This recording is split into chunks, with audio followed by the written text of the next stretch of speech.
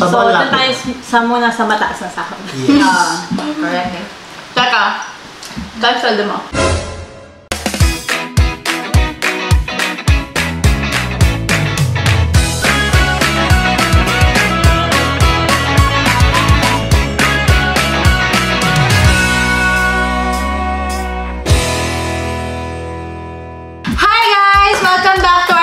And we are the team Housemates! Okay, so for today's coffee session, ang pag-uusapan natin is about dreams. Dreams, tama. So, kung ano nga ba yung mga pangarap namin sa buhay.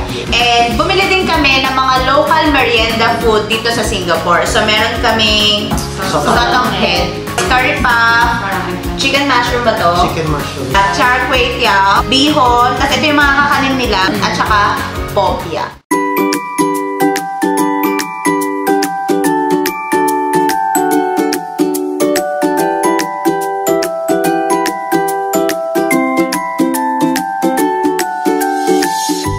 So siguro as a starter, introduce mo namin sarili namin tsaka kung ano yung mga pinagagawa namin dito. So I'm a civil engineer. I've been working for 8 years na. Pero dito sa Singapore, 4 years as a quantity surveyor.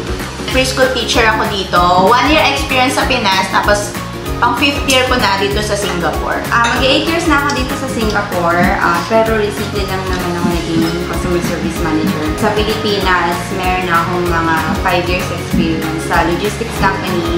Same year dito, logistics company din siya. Civil engineer din ako. Magkakaklase kami nung college. Work ako for 2 years sa Pinas, then after, nagpunta na ako dito sa Singapore. So currently, magsa 7 years na ako next year. So yun, civil engineer din ako. Bali, 5 years ako nag-work sa Pilipinas. Dito sa Singapore, magpo 4 years. So ito na yung first question natin. Ano ba yung dream job niyo? Ngayon ko dati gusto ko talaga maging artista. Hindi nyo alam, nag-audition ako dati sa PBB. Pero hindi ako natanggap. First round pa lang na-kick out na ako. Baka ngayon, pag ano, baka sakaling matupad ako sa pag-vlog na ako. Supportahan nyo naman. Ako kasi, nung bata din ako. Baka nagkita tayo. Gusto ko kasi nung bata ako talaga maging sex bomb. Sex bomb dancer. Pero nung nag-iisip na ako, madami akong pangarap eh. Gusto ko talaga teacher, tas lawyer. Pangarap ko na talaga ngayon is maging interior designer na. Pero ako naalala ko nung bata ko, pinakauna kong siguro sinulat sa ano. Hindi ba may biography tayo pag ang pinakauna kong sinulat is maging veterinarian kasi parang natutuwa ako sa mga aso. So yun, pero nung high school ako, ayun, parang naisip ko maging engineer na lang. Pero may pet kayo? Oo, may aso kami. Ako kasi nung bata ako, walang pangarap. Alam mo, naglalaro lang kami ng parang naman. Teacher-teacheran, pero hindi ako yung teacher kasi nga ayoko na luto-lutuan, pero hindi ko naman naisip na maging cook. After ko mag-high school, sabi ko, gusto ko ng something na may relation sa math. So, yun yung gusto ko talaga. Maging accountant. So ako yung batang-bata pa ako, yung wala pa akong isip.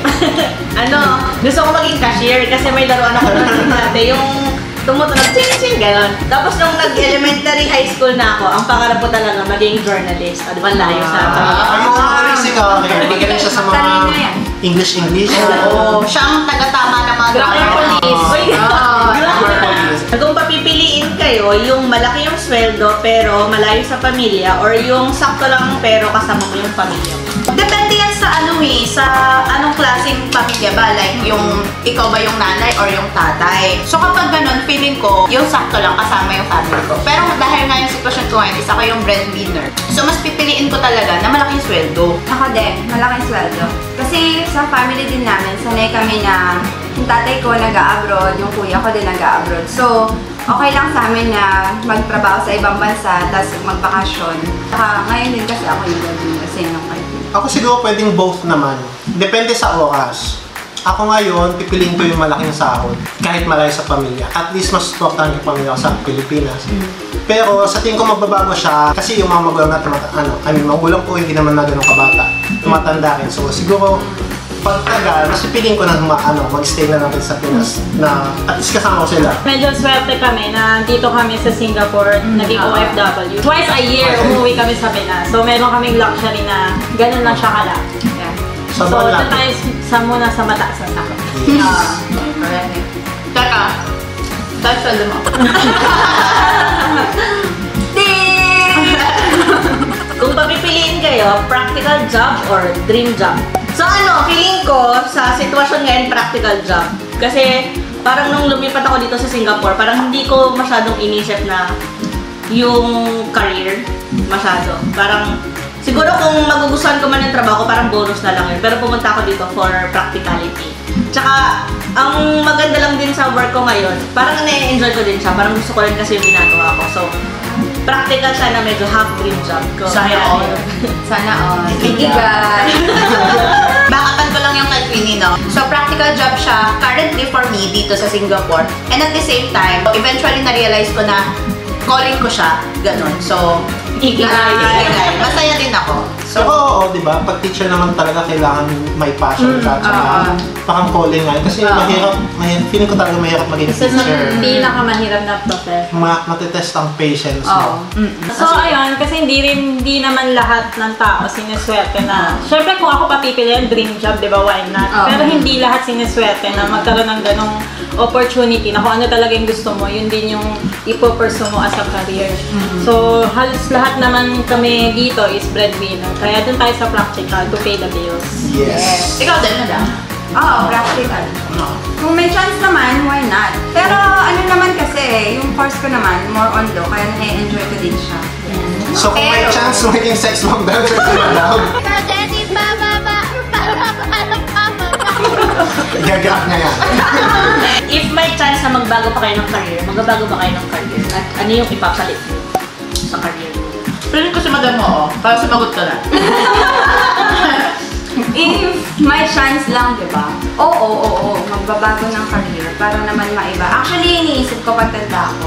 Or kung mag-iibang bansa pa man ako, no? Iniisip ko na mag-part-time job na lang, tapos o kaya ano na career. Tapos gusto ko rin mag-babysit. Ganun. Yung pag ganun kami mag-ano ka na. Oo, yung ganun lang. Kasi parang ang hirap na i-pursue yung dream job ko talaga eh. Siguro sa sarili ko na lang. Uy, hindi ah. Kaya ba yan? Sa tingin ko madaling mag-shift doon. Oo. Talaga ba? Push natin si Madam.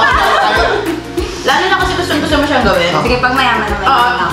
Actually, to give you some idea lang, no? Si madam magaling talaga siya Hindi ako magaling! Magaling ka Potential. May potential. Humble lang po siya, pero may talent po. Oo, Talent kasi po. nakita namin, binidyohan niya yung bahay niya nung before and after. Ang laka talaga ng difference. Parang dati 20 square meters. Hindi, totoo.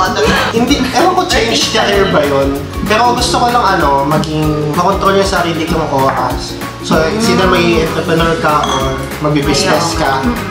Or yun, maraming ways naman para maging be your own boss sa sa sarili mo.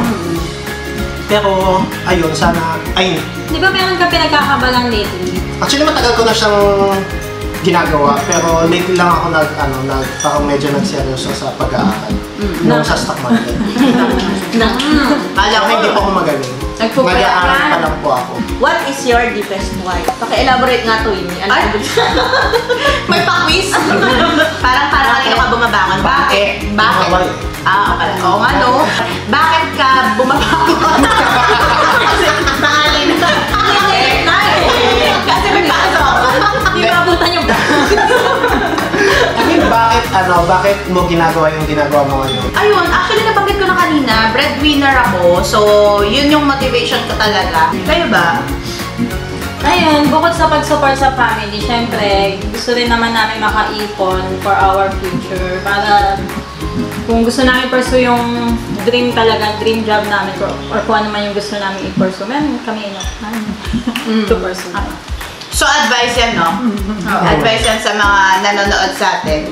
Yung dalawang magkakaroon tayo ng tinatawag nilang financial freedom. Makalagpas ka sa rat race. Yung paikot-ikot ka dun sa ginagawa mo, parang kang daga. Hindi ka makalabas dun sa ginagawa mo. Ayun, parang Yung last question natin, how do you keep yourself motivated? Yung kanina, yung tanong natin, ano yung dahilan mo ngayon? Paano mo naman mini-maintain? I mean, paano ba yun? Ang hirap niyan, ha? Hindi lang yan. Tignan niya yung bills niyo. Hindi kayo mamotivate.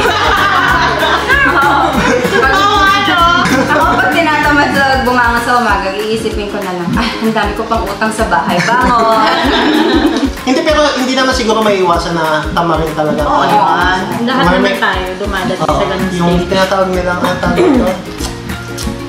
Ano yung burn? Ay, Burnout stage. May ganong stage, may ganong phase na pinagdadaanan. Pwede kang siguro kumuha ng inspiration sa mga chef, sa mga loved ones mo. Dahil sila naman talaga yung purpose mo kung bakit ka nagtatrabaho para sa kanila. Pero kung hindi ba gumawa ka ng mission board? Vision board. Vision board. Ayun, gumawa kayo ng vision board nyo. Nag-give up na yung vision wall ko. Wala na siyang laman ngayon kasi 2020 happened. Ayun, parang nawalan ako ng vision. Ay, ganun. So, make a new one for next year. Ako, isa sa mga ginagawa ko to keep myself motivated. Isipin niyo yung mga bagay na meron kayo na wala yung iba. Ngayon sa sitwasyon ngayon, nagkaroon ng COVID, actually, ang daming nawalan ng trabaho. Look at the brighter side of life. So, lagi kong iniisip na kung ano yung meron ako. So, nagiging motivated ako at saka kung ano yung purpose ko in life.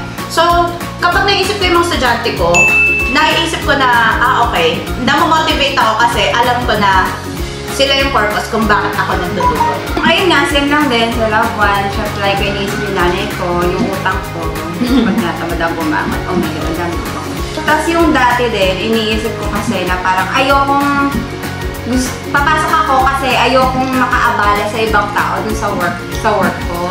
Kaya isa rin siya sa motivation ko kung bakit gusto kong pumasok or bakit ako kailangan pumasok. Isa sa mga nagpupush tayo. Oo, nagpupush sa akin na bumangon ka, hindi ka basta-basta pwedeng mag-MC. Tsaka syempre, sa position ko, dapat ako yung role nila na hindi naman ako pwedeng mag-act ng ganon.